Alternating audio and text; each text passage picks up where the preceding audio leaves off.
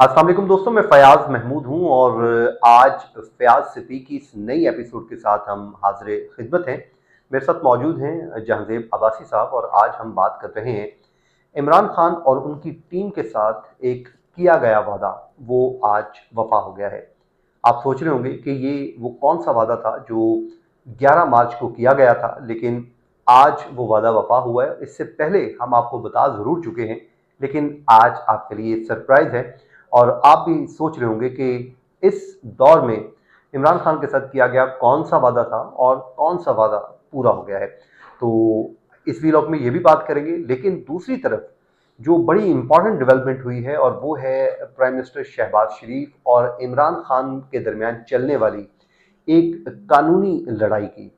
और ये लड़ाई चलते चलते सुप्रीम कोर्ट तक आन पहुंची है और इसका मुस्तकबिल क्या है और ये लड़ाई आखिर है क्या, इसी से आगाज़ करते हैं। और मेरे साथ मौजूद हैं जहांज़ेब अब्बासी साहब। अब्बासी साहब, ये लड़ाई क्या है पहले तो ये बता दीजिए, और जो वादा वफा किया गया है वो हम आगे चल के बताएंगे, लेकिन पहले हम ये जान लेते हैं कि ये लड़ाई शुरू कैसे हुई, सुप्रीम कोर्ट तक कैसे पहुंच गई।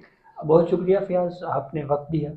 ये पस मंज़र इसका ये है कि आपको याद होगा कि इमरान खान नवाज शरीफ साहब जब प्राइम मिनिस्टर थे तो एक पटिशन लेके आके थे और उस मरूफ मुकदमे का नाम था पनामा केस। एग्जैक्टली।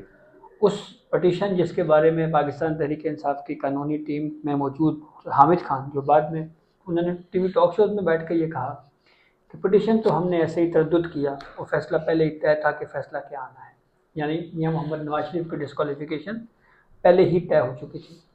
तो इमरान खान साहब की एक आदत बहरहाल ये रही है एज अ पॉलिटिकल लीडर कि कोई भी सुनी सुनाई बात किसी ने उनके कान में कही, उन्होंने बाहर जाके मीडिया में बगैर तस्दीक किए, ना वो देखा ना था वो देखा, ठग करके खबर मार दी या कहानी बयान कर दी, मुझे किसी ने ये बताया।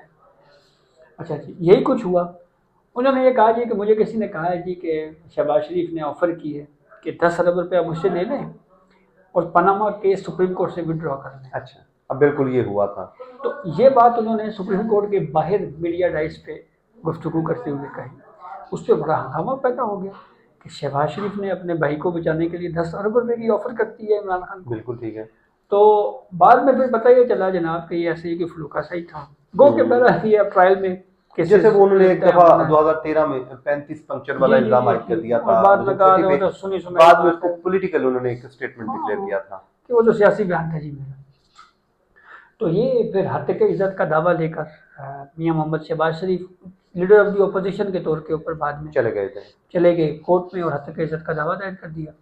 इसमें दो मामलात हैं। एक केस तो ये है कि इमरान खान का हक दिफा जो है वो लाहौर हाई कोर्ट ने ख़त्म किया।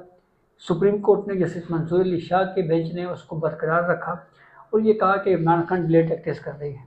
ठीक है। वो केस, उसका रिव्यू जो है वो जस्टिस आयशा मलिक के बेंच में पेंडिंग है। एक और केस है इसी से जुड़ा हुआ और वो ये है कि जो शहादतें रिकॉर्ड की गई हैं ट्रायल के दौरान, उसमें कानूनी तकाजे दुरुस्त तौर पे पूरे नहीं किए गए। ठीक है। ये लाहौर हाई कोर्ट में गए, वहाँ पे रिलीफ नहीं मिला, सुप्रीम कोर्ट में आए हुए हैं। तो ये जस्टिस हाशिम काकर की चरवाही में बेंच जो है वो 31 मार्च को इस केस पर समाप्त करेगा। ओके। अब हम देखें कि तो इसमें बेंच हमारे तब्दील हुआ है आज। नहीं, वो दुरुस्त इन्फॉर्मेशन नहीं है। ठीक है। जो हक दिफा वाला केस है वो जस्टिस आयशा मलिक साहबा का अलग बेंच है, ये ठीक अलग है। बेंच है जो जस्टिस हाशिम काकर साहब की चरवाही में ये करेगा। दो मुख्तलिफ केसेस दो हैं। मुख्तलिफ केसेज हैं, दो ओके। मुख्तलिफ बेंचेस के सामने हैं। एक चीज़ जिस पे मेरे ख्याल में बात करने की ज़रूरत है कि फ़याज़, मैं और आप हमेशा ये बात करते हैं कि पी का लॉ जो है उसका इतलाक नहीं होना चाहिए। अगर कोई डिफेम हुआ है तो डिफर्मेशन लॉ के तहत उस पर प्रोसीडिंग होनी होनी चाहिए। चाहिए। ये एक एक्स प्राइम मिनिस्टर हैं जो इस वक्त सिटिंग प्राइम मिनिस्टर हैं, शहबाज शरीफ साहब। वो बेसिकली इस केस में एज अ पटिशनर हैं, उनका दावा है, और जिसके खिलाफ दावा है वो एक्स प्राइम मिनिस्टर है। दो इंतहाई अहम शख्सियात अदालत में हैं और 2017 से ये मुकदमा जेर समात है चली जा और रहा है। 8 साल हो 9 साल चुके 8 हैं, साल हो आठ गए, नौ 9 साल साल हो हो गए गए। जनाब, चली जा रहे हैं चली जा रहे हैं। तो ये जो डेफर्मेशन लॉ है इसको मेरे ख्याल में इसके लिए कानून साजी होनी चाहिए और ताकि इसको डे टू डे बेसिस के ऊपर जैसे प्रोसीड हो। यूके में हम देखते हैं जी कि वहाँ पे इतने स्ट्रॉन्ग लॉ हैं कि वो एक दफ़ा मुझे याद है, मैंने वहाँ पे एक जर्नलिस्ट है, मैंने उनसे किसी मौजू के ऊपर मैंने कहा यार मुझे आप मेरे साथ मुझे ज्वाइन करें तो इस मौजू के ऊपर मैं बात करना चाह रहा हूँ। तो उन्होंने कहा कि देखिए हालांकि वो खबर उनकी थी, लेकिन वो कहते हैं यार मैं क्योंकि यूके में हूँ अब तो मैं आपसे उस पर बात नहीं कर सकता क्योंकि मेरे पास उस तरह डॉक्यूमेंट नहीं है। तो यहाँ पे जो लॉ है, कवानीन है, वो बहुत ज़्यादा सख्त हैं। तो मेरे ख्याल में ये कवानीन बड़े ज़रूरी हैं और बड़े बड़े इंफॉर्मेशन, टीवी चैनल्स इल्ज़ामात के केस ऊपर आ रहे हैं। हाँ, इल्ज़ामात के ऊपर बजाय हम टीका लगा के लोगों को जेलों में डालें, जी। ये हद के इज़्ज़त के कवानीन, इनको इतना स्ट्रॉन्ग कर दिया जाए। और ये देखें, और प्राइम मिनिस्टर शहबाज शरीफ प्रॉपर की गवर्नमेंट फेयर है। ट्रायल दिया जाए। देखें, ये करने किसने हैं? हुकूमत ने करने हैं। जी। शहबाज शरीफ साहब खुद हुकूमत में हैं और वो खुद समझे एक तरह का विक्टिम है कि 9 साल हो गए उनके मुकदमे का फैसला नहीं हो रहा।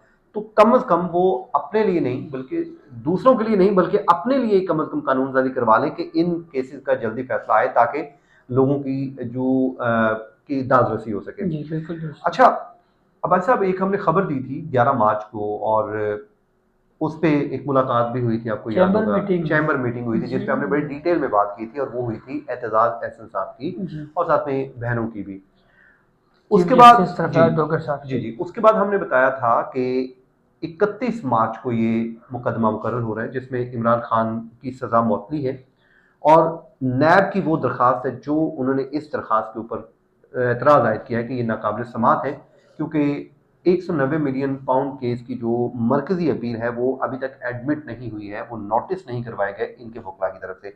उस पर अदालत ने नोटिस जारी कर रखा है और वो लग गया है 31 मार्च को।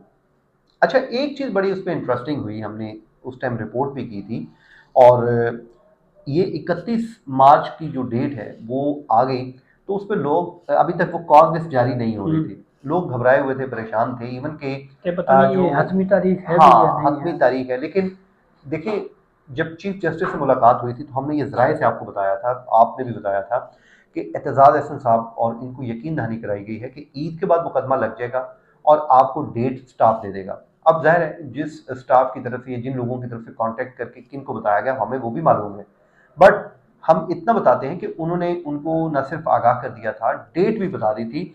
उसके बावजूद एक मायूसी का आंसर पाया जाता था, लेकिन आज जैसे ही कॉज लिस्ट जारी हुई है तो उस पर लोग मुतमिन हो गए हैं। अच्छा, ये मुकदमा तो हो गया। अब आप being a court reporter, senior court reporter हैं, बड़ा आपका एक एक वास्ट किस्म का एक्सपीरियंस है, आपको लगता है कि उस दिन कोई प्रोसीडिंग में कोई बहुत बड़ा कुछ होने जा रहा है? फियाज, एक पॉलिटिकल कमेंट अगर आप कहें तो मैं ये जी करूँ कि प्लीज। 31 मार्च की इस अदालती प्रोसीडिंग से ये बात वाज़ेह होगी कि क्या वाक़यातन इमरान खान के साथ कहीं पे कोई डील हुई है या नहीं, या बातचीत हुई है? या कुछ चीज़ें चल रही हैं या नहीं चल रही।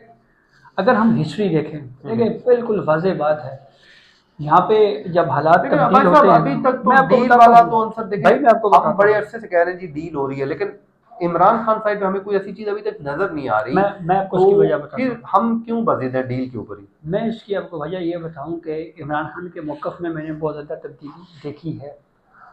मैं मिसाल बयान कर देता हूँ आपको। इमरान खान के जितने भी स्टेटमेंट्स अब तक हमने देखे हैं, उनका हदफ़ तनकीद जुडिशरी ज़रूर होती है। वो ये ज़रूर बात करते हैं कि मेरी अहलिया जो है वो कैद तन्हाई में है, लेकिन वो उस तरफ क्रिटिसिज्म नहीं कर रहे जिसके बारे में ये कहा जाता था जी के हार्ड लाइन एस्टेब्लिशमेंट के के ऊपर जी आप पहले वो एस्टेब्लिशमेंट आसिम को मुनीर हद से साहब का नाम तनकीद ले, बना, हाँ आसिम मुनीर साहब का बरह रास्त नाम लेते हाँ, थे। लेकिन अब वो एस्टेब्लिशमेंट को नहीं अब मुखातिब हो रहे वो बल्कि वो वाली बात, जुडिशरी को मुखातिब हो अब रहे कभी हैं। ये जुडिशरी, कभी क्या, कभी हुकूमत क्या। को कभी जी जी लताड़ जी, दिया, कभी ये हुकूमत बात पे दुरुस्त बात है। कर दी, कभी इधर बात कर दी, कभी उधर कर दी। अब ये बात भी हमने एज अ कोर्ट रिपोर्टर मैंने देखी है कि जब हालात तब्दील होते हैं ना, तो फिर बायोमेट्रिक एयरपोर्ट पे पहुंच जाता है। ऐसे ही है। ठीक है ना, ये माजी में पहुंचे भी। पहुंचे। अब ये बात भी दुरुस्त है कि डील हुई या नहीं हुई ये हमें क्लियर होगा जुडिशल साइड से जब 31 चीज़ें। तारीख का तो हमें इसकी अब इसकी आप कह वजह रहे क्या हैं है, मैं कि आखिर में 31 तारीख तक का इंतजार कर लो। मैं आपको मुख्तसरन ये बताऊं कि अगर 31 तारीख को ये इस्लामाबाद हाई कोर्ट का 2 मेंबर बेंच जिसकी सरबराही सरफराज डोगर साहब कर रहे हैं, अगर इस बेंच ने कहा कि हम इस केस को डे टू डे बेस पर सुनेंगे, तो ये डे टू डे बेस के ऊपर केस सुनना ही बजाते खुद बहुत बड़ी खबर यानी है। कैसी समझ आइए, वो केस जिसके बारे में पहले कहा गया कि जाओ अपनी बारी पे आओ, वो डे टू डे बेस पे फिक्स होना, इसका मतलब ये होगा कि चीज़ें चल रही हैं। लेकिन वो तो अपील जो है वो डे टू डे है, ये तो अपने ठीक वक्त है, से भी कहीं देर हो चुकी है। देखें, हो एक सकता है वो साल भी, से हो ज्यादा सकता है वो भी पिछले सब साल फिक्स कर दी जाए। 2025 जनवरी में ये आया था मुकदमा जी और इसको लिंगर ऑन करते करते इस जी दफा पहली बार हमने देखा है आमतौर पे क्या करते हैं, भुगला करते हैं। इस दफा हमने देखा कि कोर्ट की तरफ से लिंगरन होता गया, अब जाके इस पे खाता गोल हुआ। और सेकेंडली पीटीआई की कानूनी टीम की ये कोशिश है कि हम पहले फेज में बुशरा बीबी साहिबा जो हैं उनकी हद तक केस को लड़ें कि एक खातून होने के नाते ह्यूमैनिटेरियन ग्राउंड के ऊपर बुशरा बीबी साहिबा को रिलीफ मिले। तो अगर इस साइड के ऊपर भी कोई रिलीफ इनिशियली अगर बुशरा बीबी साहिबा को भी मिलता है तो ये भी एक बहुत बड़ी डेवलपमेंट होगी। चलें देखते हैं जी। इसके लिए आपको, मुझे और जहांज़ेब अब्बासी साहब को 31 तारीख का इंतजार करना होगा। जो भी अपडेट होगी इसी प्लेटफॉर्म पर हम सबसे पहले आपके साथ शेयर करेंगे। मुझे और अब्बासी साहब को इजाज़त दीजिए। अल्लाह हाफिज़।